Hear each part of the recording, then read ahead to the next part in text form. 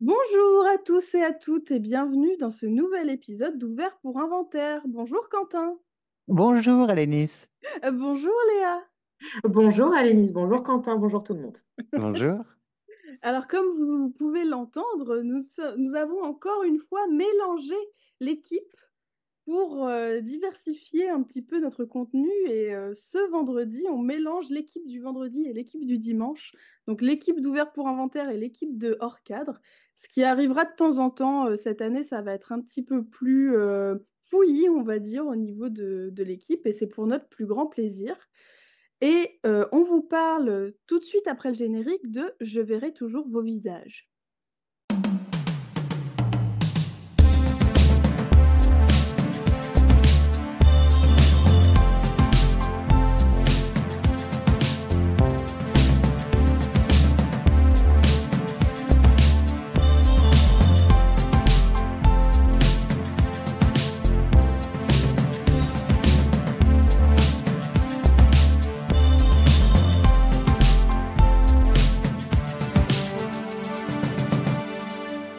Les films, ça sert à ça, à apprendre à vivre, à apprendre à faire un lit. Alors, comme annoncé vendredi dernier, ce troisième film, cette troisième découverte, c'est le troisième ou le deuxième? Attends, j'ai déjà oublié.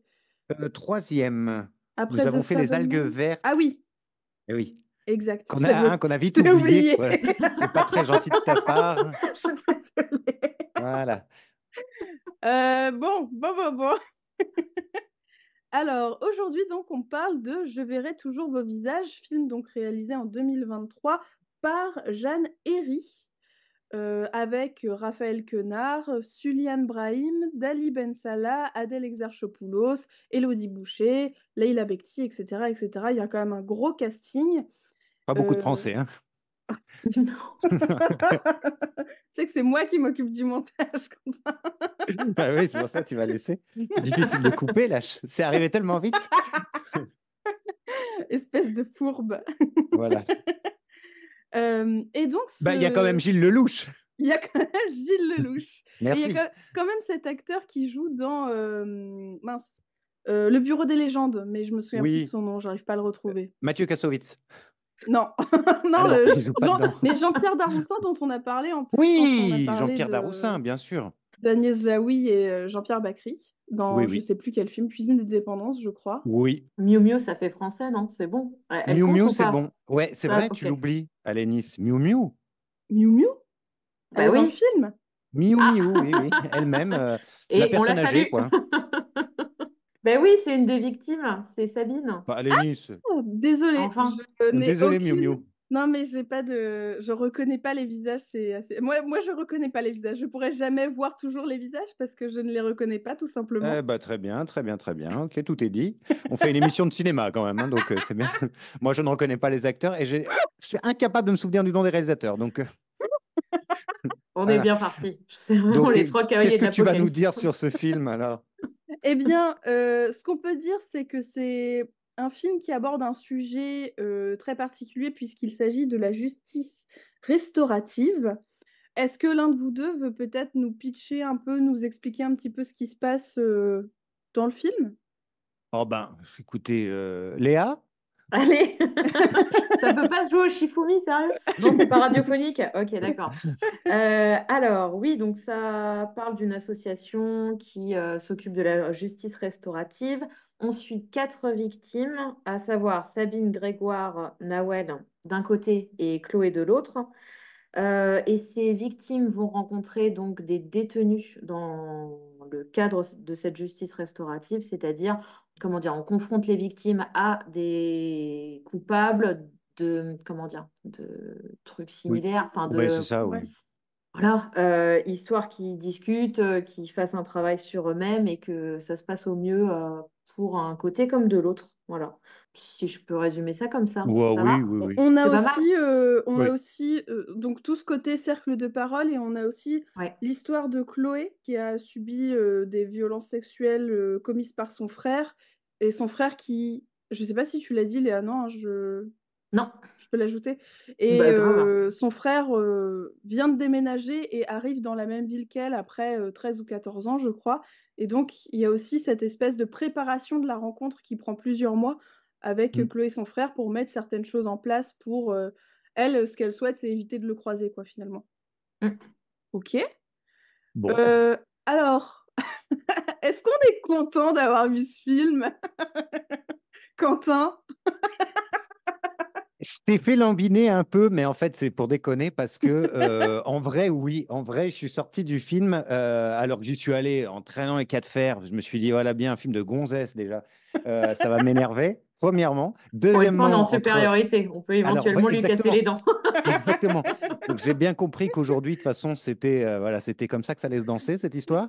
Quand j'ai vu le titre et le visuel, je me suis dit, oh putain, ça pue la merde de film français. En plus, venant de moi, ça veut rien dire. J'aime beaucoup les films français en général. Mais là, je me suis dit, ça va être très mauvais. Le début du film, je me suis dit, oh là là, Adèle Exarchopoulos, déjà, point. Mais aussi qui fume une cigarette dans le noir. Je me suis dit, oh putain, c'est pas possible. Et en fait, je me suis laissé prendre, mais alors extrêmement facilement. Tant et si bien qu'évidemment, je suis sorti du film en croyant vraiment dur comme fer que la justice restaurative, c'était une super idée et que ça devait marcher super bien, même si j'en sais rien en vérité, parce que j'ai trouvé ça assez bouleversant quand même.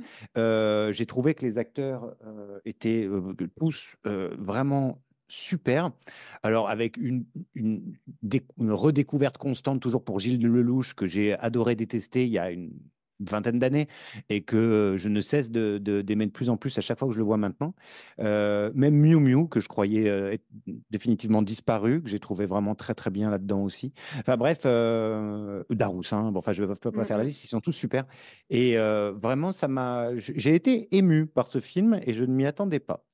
Bah, dis donc, c'est cool. Eh, alors, hein? Hein? On s'attendait à ce que je fasse le gros con, comme d'habitude, mais là, non. Et Hop. toi, Léa, est-ce que ça t'a plu ce visionnage de Je verrai toujours vos visages? Non, j'ai détesté, c'était de la merde. Non, ça marche pas. Ok, d'accord. Non, non, j'ai trouvé ça passionnant aussi. Bah, déjà, la thématique dont j'avais jamais entendu parler et qui m'a beaucoup plu.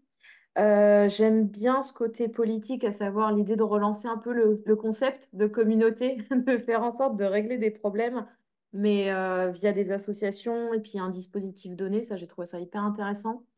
Les performances, c'était fou. Alors moi, pour le coup, c'est vrai que Adèle Exarchopoulos, même quand je la vois de nuit en train de fumer, bah, je la trouve époustouflante. C'est un problème. J'essaie de me soigner, mais voilà, ça prend du temps. J'ai trouvé Élodie Boucher vachement bien aussi. Oui, C'est celle oui. qui s'occupe donc du cas, enfin en tout cas de l'affaire entre Chloé et Benjamin.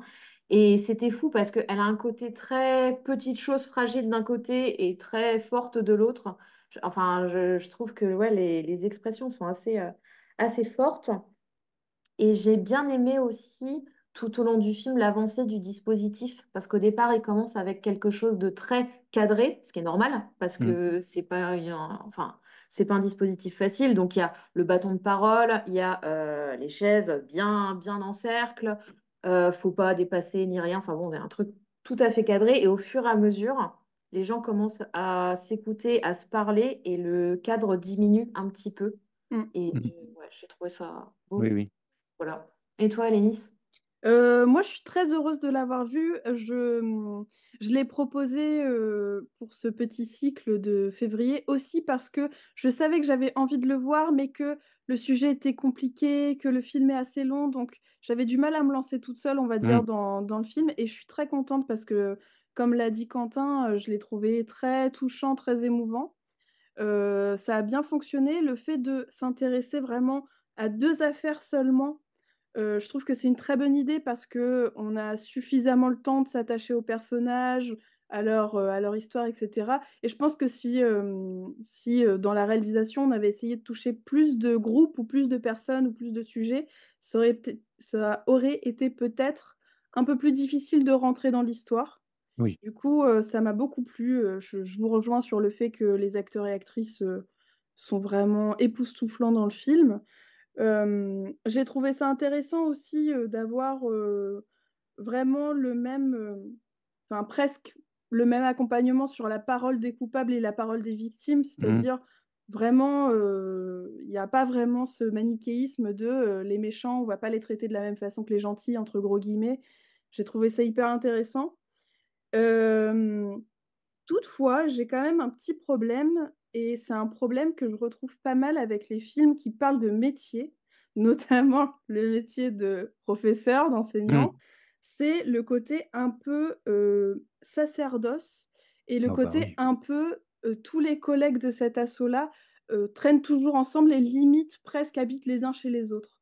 Ouais. Et ça me pose un peu question et c'était déjà le problème que j'avais enfin, dont on avait parlé en tout cas avec Quentin dans, Un métier sérieux, Mmh. qui est sorti en début Oui, non, en septembre en dernier. septembre, voilà, c'est ça. Et voilà, je trouve que la limite est toujours un peu, ambiguë, on va dire, Oui, entre, oui, oui. l'activité en elle-même et le côté un peu ça a l'air d'être toute leur vie pour certains, quoi. Bah, ce qui est sûrement, c'est là où c'est toujours un peu étrange dans les films, c'est que on est bien placé pour savoir que c'est souvent quand même assez vrai. Mais c'est montré de façon presque un peu trop, oui, peut-être, est-ce que c'est trop corporatiste, trop ou trop familial presque? C'est-à-dire qu'on en oublierait parfois que c'est un métier. Et je ne sais pas si c'est ce que le film veut donner, mais comme impression, j'entends. Mais c'est vrai que oui, je comprends que ça puisse un peu troubler. En fait, ce qui peut troubler aussi, c'est puisque c'est finalement le chemin qu'emprunte le film, c'est que tout est extrêmement positif en fait. Mmh, Ouais. mmh. Les difficultés, elles existent, mais finalement on les surmonte. Personne ne craque. Personne n'a craqué. Ah non, ça c'était à l'Assemblée nationale. Personne, personne, personne ne craque. Tout finit. En fait, tout finit bien pour tout Ouais. le monde. Tout le monde s'aime, etc. Ce qui fait qu'évidemment sur une midinette comme moi, ça marche très bien parce qu'on n'a qu'une envie, c'est que ce soit comme ça tout le temps, parce que c'est formidable en fait ce qu'ils arrivent à faire. Mais moyennant quoi, tu en sors forcément, et j'imagine même pas les gens qui travaillent au SPIP pour de vrai, quoi. Ils doivent se Mmh. dire, bon, vous êtes mignons, mais en fait, Mm. pour 30% de réussite, il y a 70% d'échecs, et ce film le montre pas du tout. Donc c'est peut-être ça, enfin, voilà, on est toujours, nous, en tant que spectateurs, dans une situation où on se dit, on a envie quand même que ça nous fasse du bien et qu'on croit un peu en l'humanité. Mmh. Et en même temps, est-ce que ça rend bien compte statistiquement de la réalité? Je n'en sais trop rien. Ouais, je vous rejoins là-dessus. Moi, c'était un peu le seul point négatif du film, à savoir, je suis contente hein, à la fin qu'ils se fassent des Oui, c'est selfies, qu'ils ça. soient tous contents, qu'ils partagent un morceau de cake aux olives, c'est formidable. Mais de l'autre, je peux pas m'empêcher de me dire, ouais, mais enfin, non, je trouve ça même un petit peu dommage qu'il y a de quelques rares moments d'accrochage Oui. entre les personnages, parce que vu les situations, vu le bagage émotionnel avec lesquels ils arrivent, enfin ouais, je sais pas, tu t'attends quand même à ce qu'il y ait deux, trois moments un peu plus brutaux où les vérités éclatent et façon compliquée, quoi. Là, je Mmh. trouve que c'est un petit peu trop simple, cette libération de la parole. Même si ça fait super du bien à entendre, j'ai pas pu m'empêcher tout au long du film de me dire, ah, c'est simple quand même. Enfin, Oui. c'est-à-dire, ils ont tout livré comme ça. Typiquement, le personnage de Miu Miu, je pensais qu'elle allait être muette beaucoup plus longtemps. Parce qu'elle est présentée comme au tout début, quand ils arrivent dans le centre, elle débranche pas, enfin, elle décroche pas un mot ni rien. Et en fait, au moment où elle prend la parole, bah, c'est bon, c'est déclenché. Elle arrive à Mhm. parler de son trauma, elle arrive de nouveau à sortir de chez elle, etc. Et je sais pas, j'aurais bien aimé un peu plus de difficulté quelque part. Oui, et d'ailleurs, ce personnage qu'on imagine, enfin, qui annonce qu'elle va arrêter ce processus et qui finalement, il lui faut pas beaucoup pour rester, quoi. C'est-à-dire Ouais. que ça aurait peut-être été pas mal de la sacrifier, si j'ose dire, histoire de probablement créer un équilibre un peu meilleur, enfin un peu plus de réel là-dedans, parce qu'elle dit, oui, elle arrive bien déterminée à dire j'en peux plus, je vais arrêter. Et puis on lui dit non, non, reste. Bon, d'accord, je reste. Euh, Ouais. c'est c'est peut-être un peu rapide, mais c'est Mais vrai qu'il y a rien à vraiment faire, parce que le ça. scénario me le demande. Oui, oui, c'est ça, c'est ça. On est quand Ouais. même très content, évidemment, au fond de nous, que ça se passe comme ça. Mais donc, moyennant quoi, ça devient, j'imagine, pour les gens de ce métier, quelque chose d'excessivement romancé. Mmh. Et ben, voilà, enfin, moi, je tape souvent sur les films qui concernent l'école parce que je trouve que c'est de la merde. C'est vrai que je peux me positionner que par rapport à ces films-là, c'est mon métier. Mais en revanche, ici, Mmh. j'ai quelques connaissances éloignées qui travaillent au SPIP. Je ne sais pas trop ce qu'elles en penseraient. Ouais. Ouais. Après, je me dis que, en ce qui concerne la justice restaurative, ça a l'air d'être tellement un comment dire? Quelque chose de j'allais dire anecdotique, mais c'est pas du tout le mot que je cherche, compliqué à conserver en France, Mmh. Peut-être que de montrer ce qui fonctionne, c'est aussi une façon de Oui, dire, voilà, c'est une autre façon de penser la prison, l'incarcération, la peine, enfin voilà Mm. le bien et sûr. puis, la justice tout simplement, quoi. Donc je suis tout à fait d'accord avec ce que vous venez d'énoncer, hein, je pense la même chose et je me dis d'un autre côté, est-ce que c'est pas une façon de mettre en avant quand ça fonctionne aussi? Oui, Voilà.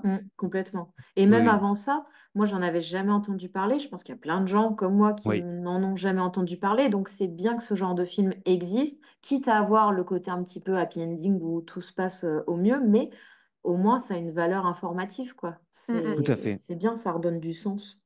Ouais. Oui, ce qu'on reprochait la semaine dernière au film Les algues vertes, où finalement, ça apportait pas beaucoup d'eau au moulin. Là, pour le coup, ça a au moins cette vertu-là, c'est que probablement, donc autour de ces ordinateurs, personne ne connaissait l'existence de ce processus et c'est bien qu'un film s'en empare, quoi. Mmh mh. Voilà. Alors, quitte à en faire quelque chose d'un peu peut-être hollywoodien, mais enfin, il n'en reste pas moins que, au moins, on sait que ça existe et en voyant ce film, on peut que se dire, putain, mais c'est une excellente idée. Pourquoi Ouais. est-ce Ouais. qu'on n'en parle pas tout le temps, en fait? C'est-à-dire que, est-ce que la prison, tout à coup, commencerait à avoir un but, en fait, enfin un intérêt, Mm. quelque chose d'autre que simplement enfermer les gens. Ouais. Ça mange pas de pain effectivement de l'expliquer, de le raconter. Tout à Ouais. fait. Bah voilà, hein. Voilà, hein. Ouais. Il y a Il y a consensus, hein, quoi? j'ai Ouais, non, l'impression. personnellement, moi, j'ai rien d'autre à ajouter, hein.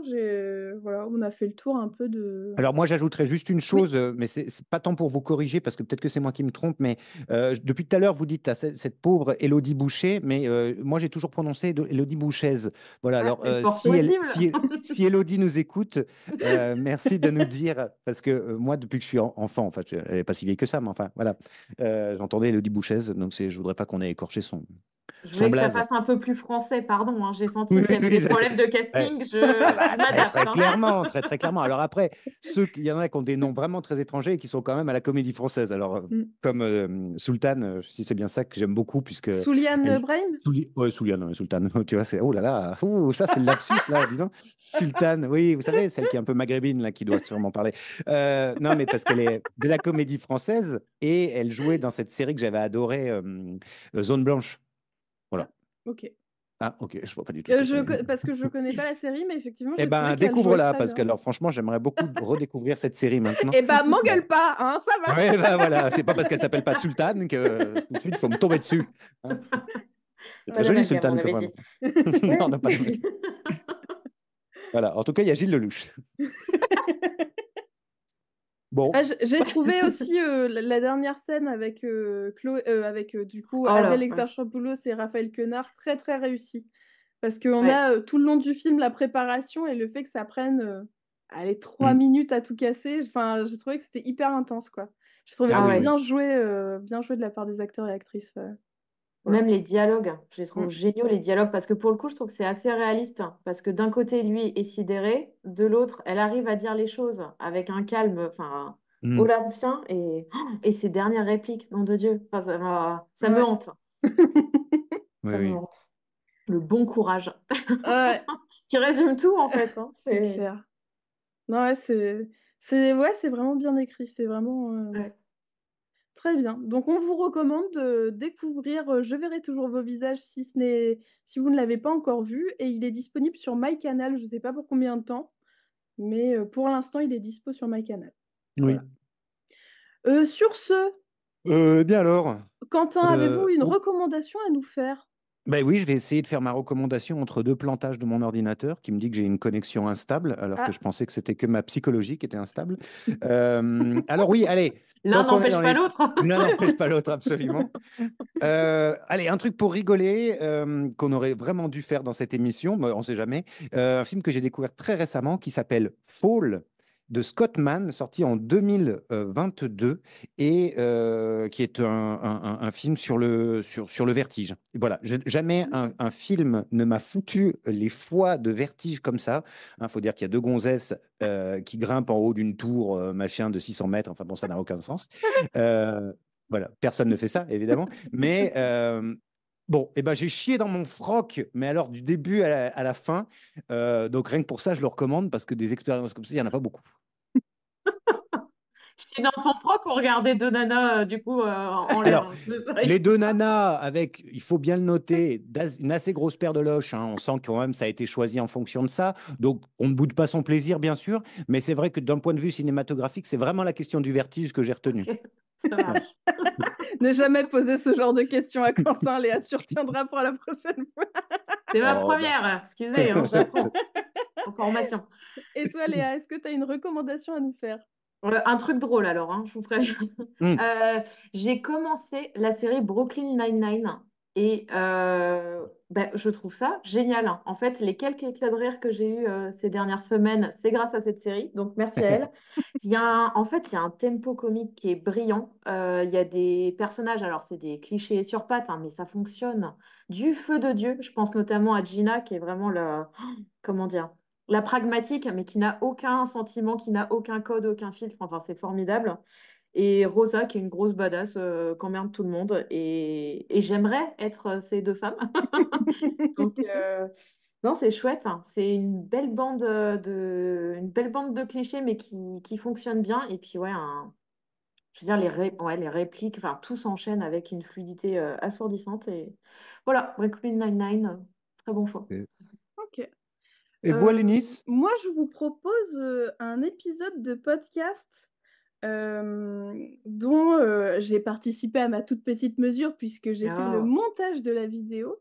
Et c'est l'épisode 56 de Crush qui concerne Benoît et Sébastien, où ils racontent leur rencontre, leur histoire d'amour et aussi la création de leur marque de vêtements sur Paris. Et vraiment, j'ai pris énormément de plaisir à monter cet épisode, monter la vidéo, hein, pas monter l'audio, mais monter la vidéo. Donc c'est un épisode que vous pouvez retrouver soit en format podcast sur toutes les plateformes d'écoute à Crush le podcast, soit sur YouTube depuis mardi, si je dis pas de bêtises, de cette semaine. Et vraiment, j'ai rarement été aussi touchée et en même temps j'ai rigolé avec eux en montant l'épisode et tout. Donc c'est vraiment une très très belle histoire qu'ils racontent tous les deux et c'était très très chouette à faire. Donc voilà. Très bien. C'est noté. Et bien sur ce, on vous Eh bien, embrasse.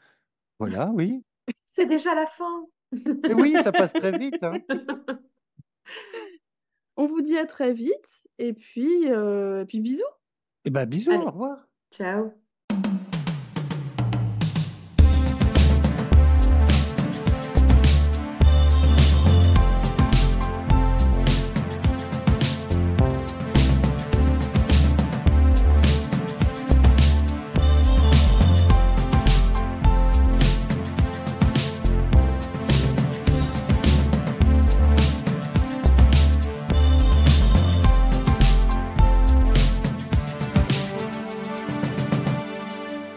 Les films, ça sert à ça, à apprendre à vivre, à apprendre à faire un lit.